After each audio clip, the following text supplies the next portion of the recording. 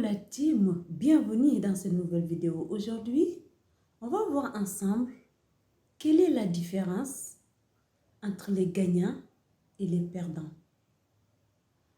Selon moi, la différence, c'est leur état d'esprit, c'est leurs attitudes, c'est leur psychologie qui différencie leur expérience de vie. Le gagnant, il est dans une psychologie différente qu'avec le perdant. Le perdant, lui, il ne croit pas aux objectifs. Il ne croit pas aux disciplines. Il ne croit pas à la patience. Il ne croit pas à la persévérance. Et le gagnant, il a en psychologie. Il croit à la discipline. Il croit à la persévérance. Il croit à la patience. Il croit à la détermination. Et ces attitudes, en général, c'est pas qu'il ne fait pas les choses de la même manière que le perdant, mais qu'il fait les choses avec une certitude. Le perdant, c'est le premier truc qui l'échappe. C'est de faire les choses avec une certitude qu'il peut réussir ce qu'il fait. Faire les choses avec la foi de croire à ce qu'il fait. C'est le premier point qui échappe au perdant. Et le gagnant, c'est le contraire. Il croit à lui-même. Il croit à ce qu'il fait. Il croit à ses objectifs. Il s'est discipliné pour appliquer ses objectifs pas à pas jusqu'à leur atteindre. Et le perdant, lui, malheureusement, il n'a même pas d'objectif. Il n'a même pas de but dans la vie. Il ne croit à rien parce qu'il pense que il y a des forces obscures qui tournent autour de lui qui fait qu'il n'a aucun pouvoir pour agir sur ce qu'il arrive. Et c'est le contraire du gagnant. Le gagnant, lui, avant d'essayer de maîtriser quoi que ce soit, il se maîtrise à lui-même d'abord.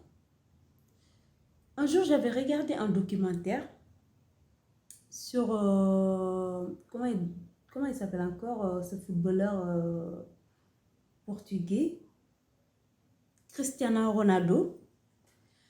Et ce documentaire, il disait la manière de s'alimenter de Cristiano Ronaldo. Je le regardais avec un ami. Il s'était choqué dans la manière que le gars, il s'est discipliné rien que pour sa nourriture en fait. Ne serait-ce que son alimentation, quand tu vois comment il était discipliné là-dessus, tu te dis quand même ces gens-là, en fait, ce n'est pas des génies, ce n'est pas des gens hors du commun, c'est tout simplement, ils ont compris quelque chose que les 95% de la population n'ont pas compris ou ils n'ont pas envie de le comprendre. Parce que quand on se dit la vérité, c'est plus simple de se lamenter, de se tutoyer de son sort et que de prendre la responsabilité de sa vie. Parce qu'à partir du moment où tu prends la responsabilité de ta vie, là, tu ne te laisses plus le droit de te blâmer à quiconque. Tu ne te laisses plus le droit à pleurnicher ou se de tutoyer de ton sort. Parce que tu sais que tu es le responsable de ta vie. Tu es le responsable de tout ce qui t'arrive. Donc, c'est plus simple de laisser couler. Genre, je contrôle rien. Encore, surtout si c'est mes frères africains et mes sœurs africains, tout se pose sur les épaules de Dieu. Tu sais, c'est mon destin, c'est Dieu qui a décidé ceci, c'est Dieu qui a décidé cela. C'est facile. C'est facile de voir les choses comme ça. Parce qu'à partir du moment où tu vois les choses comme ça, là, tu ne fais plus aucun effort en fait. Je ne trouve pas de travail, et bah, il n'y a pas de souci. Parce que Dieu n'a pas posé de travail sur mon chemin. J'ai pas d'argent, bah, il n'y a pas de souci, c'est pas de ma faute. Dieu ne m'a pas donné de l'argent. C'est facile de voir les choses comme ça.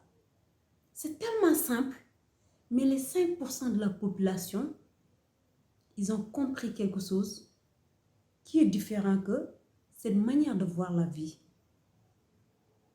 Eux, ils ont compris que même pour que Dieu te aide, il va falloir que tu te aides toi-même. Comment tu peux t'aider toi-même? Prendre la responsabilité de ta vie.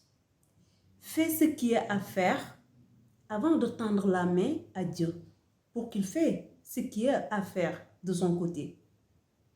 Parce que tu ne peux pas demander à Dieu de faire quoi que ce soit dans ta vie alors que toi-même, tu n'as pas fait ce qu'il y a à faire. Comment Dieu peut te aider dans ces circonstances? Les gagnants, ils ont compris que pour maîtriser quoi que ce soit, il faut d'abord se maîtriser soi-même. Et pour se maîtriser soi-même, cela commence par maîtriser ses émotions, maîtriser ses ressentiments, maîtriser ses pensées et en un seul mot, se maîtriser soi-même. Parce que nous, les êtres humains,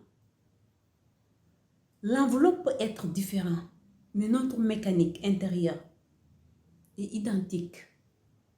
C'est vrai que l'enveloppe peut être différente et les expériences de l'âme peuvent être différentes, mais la mécanique elle-même, entre guillemets, est identique. Donc, à partir du moment où tu te connais toi-même, à partir du moment où tu te maîtrises toi-même, tu finis par maîtriser les autres. Tu finis par maîtriser le monde et tu finis par prendre ta part du gâteau. C'est que la plupart d'entre nous, on veut obtenir les fruits, mais on n'est pas prêt à semer les graines. Sauf que pour récolter quelque chose, il va falloir d'abord semer quelque chose. En fait, la plupart d'entre nous, on veut tout, mais en même temps, on n'est pas prêt à payer aucun prix. Alors que dans cet univers, dans cette mystérieuse chose qu'on nomme la vie, dans cette expérience humaine, tout a un prix. Et si tu n'es pas prêt à payer le prix, ne te fatigue pas à demander à Dieu quoi que ce soit. Parce que peu importe ce que tu veux, ça a un prix à payer. Si tu n'es pas prêt à payer le prix, sache que mieux vaut de faire comme certaines personnes, baisser les bras, en blâmant Dieu, en se tutoyant de son sort, en disant que j'ai pas de chance, la chance ne me sourit pas, les gens sont méchants, les gens sont ceci, les gens sont cela. Voilà, c'est toujours la faute des autres, mais c'est jamais de ta faute parce que toi, tu n'as aucun pouvoir sur ta vie. Mais comment avoir ce genre d'attitude et en même temps vouloir récolter les bons fruits de cette vie?